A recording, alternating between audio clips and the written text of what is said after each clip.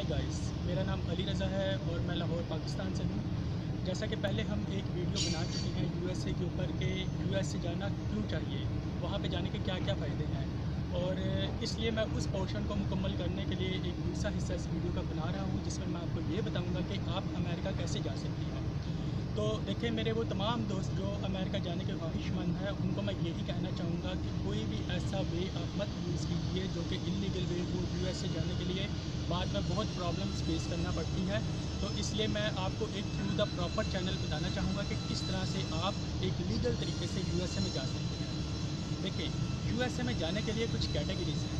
सबसे पहली कैटेगरी है विज़िट वीज़ा, दूसरी कैटेगरी है स्टूडेंट वीज़ा, तीसरी कैटेगरी है स्पॉन्सरशिप और फिर चौथी कैटेगरी आ जाती है बिज़नेस इन्वेस्टमेंट। अब मैं आपको बताना चाहूँगा कि बहुत से लोग ये सोचते हैं कि अमेरिका वीज़ा नहीं देता या अमेरिका बहुत मुश्किल से वीज़ा देता है।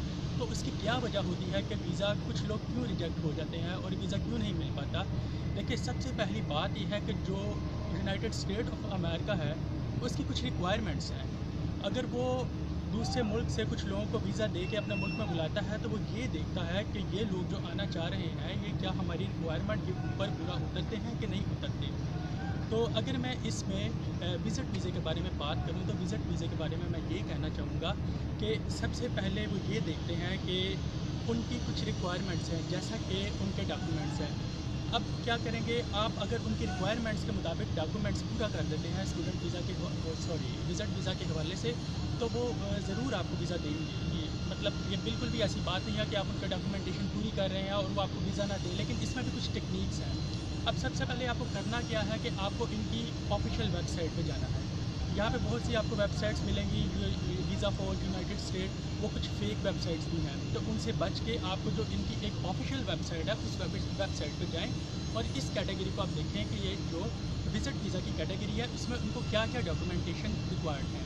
तो उसके मुताबिक आप उनको डॉक्यूमेंट पूरे प्रॉपर तैयार करके एप्लीकेशन फॉर्म के साथ उनकी एम्बेसी में सबमिट करें, तो वो आपको यकीनन इंटरव्यू के लिए कॉल करेंगे और उस इंटरव्यू के बेस पे आपको वीज़ा मिलेगा।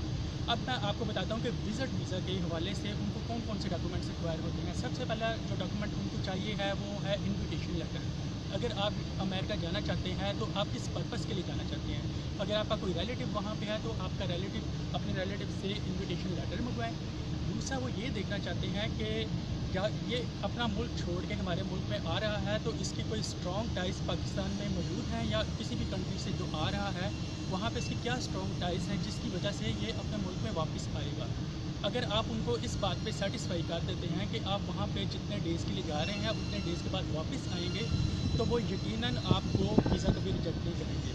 तो ये तो एक शॉर्ट बात हुई और डिटेल इन्फॉर्मेशन आपको उनकी वेबसाइट से मिलेगी। ठीक है, अब मैं दूसरी तरफ आता हूँ स्टूडेंट वीज़ा के ऊपर। अब स्टूडेंट वीज़ा के ऊपर वो क्या देखते हैं, वो ये देखते हैं कि ये जो पर्सन हमारे मुल्क में पढ़ने के लिए आ रहा है क्या ये रियल स्टूडेंट है।